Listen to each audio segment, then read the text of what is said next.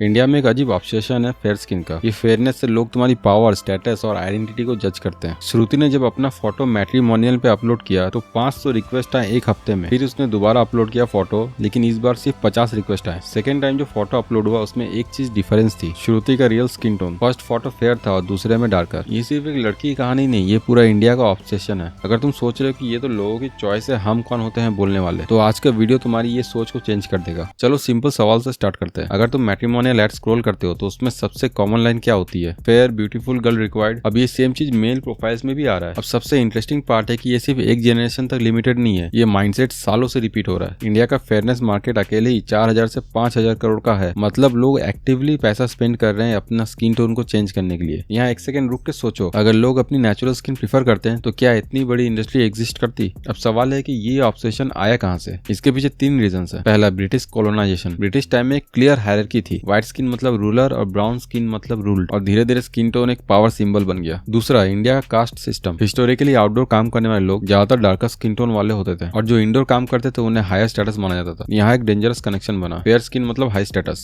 और third, movies. तुमने पहली फिल्म देखी जिसमें फेयर एक्ट्रेस है, दूसरी फिल्म में भी फेयर एक्ट्रेस, तीसरी फिल्म में भी फेयर एक्ट्रेस, और जब तुम ऐसे ही चाइल्डहुड से देखते आए हो तो ये इंटरनलाइज हो गया तुम्हारी ब्रेन में, फेयर मतलब ब्यूटीफुल। और ये कंडीशनिंग जनरेशन तक पास होती रही। अब ये मेंटेलिटी तेजी से स्प्रेड हुई मीडिया और मार्केटिंग की वजह से। लेकिन कैसे, बताता हूँ। 90s और 2000 में फेयरनेस क्रीम्स का बूम आया, जहाँ ज्यादातर लोग फेयरनेस क्रीम यूज कर रहे थे, और जो कंपनी ये बना रही थी वो ज्यादा प्रोडक्ट सेल करने के लिए अपने एड्स में ये मैसेज मैसिवली यूज किया। डार्क हो तो तुम अनसक्सेसफुल हो, फेयर हो जाओ तब जॉब, लव और कॉन्फिडेंस सब मिल जाएगा। जहाँ एड्स चलाया गया, एक लड़की को रिजेक्ट किया जाता क्योंकि वो डार्क है, फिर क्रीम लगाती है और सडनली लाइफ परफेक्ट हो जाती है। ये सिर्फ प्रोडक्ट सेल नहीं कर रहा था, ये इनसिक्योरिटी सेल कर रहा था, और जब इनसिक्योरिटी सेल होती है तब डिमांड कभी खत्म नहीं होता। अब यहाँ एक लूप क्रिएट होता है। सोसाइटी फेयर स्किन को प्रीफर करती है, लोग उसको अचीव करने की कोशिश करते हैं, ब्रांड उस डिमांड को फ्यूल करता है, फिर सोसाइटी और रीइंफोर्स करती है, और ये एक सेल्फ रीइंफोर्सिंग सिस्टम बन जाता है जो तुम्हारी माइंड में ये सबकॉन्शियसली सेट कर देता है फेयर स्किन मतलब बेटर लाइफ। अब ये सिर्फ इंडिया का प्रॉब्लम नहीं है, एशिया के काफी कंट्रीज में ये फेयर स्किन का ऑब्सेशन एग्जिस्ट करता है। कोरिया, चाइना, जापान, सब जगह ब्राइटनिंग, व्हाइटनिंग प्रोडक्ट्स मिलते हैं। लेकिन डिफरेंस क्या है? इंडिया में ऑब्सेशन डीप सोशल स्ट्रक्चर से लिंक्ड है। यहाँ फेयरनेस सिर्फ ब्यूटी नहीं, मैरिज, कैरियर और एक्सेप्टेंस से लिंक्ड है। अब इसका इकोनॉमिक एंगल समझो। जब सोसाइटी किसी चीज को वैल्यू देती है तो मार्केट उसे मोनेटाइज करता है। जैसे कि fairness cream, skin clinics, cosmetic treatments सब एक ही डिमांड को सर्व कर रहे हैं। और ब्रांड स्मार्ट है, प्रोडक्ट वर्क नहीं कर रहा है, बैकलैश से बचने के लिए वो लैंग्वेज चेंज कर देगा। फेयरनेस बन जाएगा ग्लो और व्हाइटनिंग बनेगा ब्राइटनिंग। लेकिन प्रोडक्ट सेम, प्रॉब्लम सॉल्व नहीं हुआ, बस पैकेजिंग चेंज हुआ। सबसे डेंजरस पार्ट यहाँ आता है, जब तुम बचपन से सुनते हो कि फेयर इक्वल टू बेटर, तो तुम सबकॉन्शियसली बिलीव कर लेते हो कि डार्क इक्वल टू लेस। ये सेल्फ वर्थ को इम्पैक्ट करता है। लोग अपनी फोटोज एडिट करते हैं, फिल्टर्स यूज करते हैं, कंपैरिजन में जीते हैं, और ये सब नॉर्मल हो गया है। लेकिन सच क्या है? स्किन टोन से सक्सेस का कोई रिलेशन नहीं है, लेकिन सिस्टम ने इसे स्टेटस सिंबल बना दिया है। और जब तक सोसाइटी इसे कलेक्टिवली चैलेंज नहीं करेगी, ये सिस्टम चेंज नहीं होगा। लेकिन गुड न्यूज ये है कि चेंज स्टार्ट हो चुका है। जेनजी सेलिब्रिटीज मेलानिन को सेलिब्रेट कर रहे हैं। अर्बन इंडिया में डार्क स्किन प्राइड आ रहा है, लेकिन rural India, small towns, joint families अभी भी फेयर ब्राइड्स डिमांड कर रहा है। ये चेंज स्लो है क्योंकि प्रॉब्लम सरफेस पे नहीं, माइंड सेट पे है। तो ये ऑब्सेशन सिर्फ स्किन का नहीं है, ये हिस्ट्री, सोसाइटी और मार्केटिंग का कॉम्बिनेशन है। और सबसे इंपॉर्टेंट बात, ये नेचुरल नहीं है, ये ट्रेंड है। अगर तुम्हें लगता है कि फेयर स्किन बेटर है तो शायद तुम अपनी चॉइस नहीं, सिस्टम की कंडीशनिंग फॉलो कर रहे हो। ऐसे ही स्मार्ट वीडियोस के लिए सब्सक्राइब करो। अगर तुम्हें और स्मार्ट ब्रेकडाउन देखना है तो ये वीडियो देख सकते हो। तुमसे मिलता हूँ नेक्स्ट वीडियो में, तब तक टाटा बाय बाय।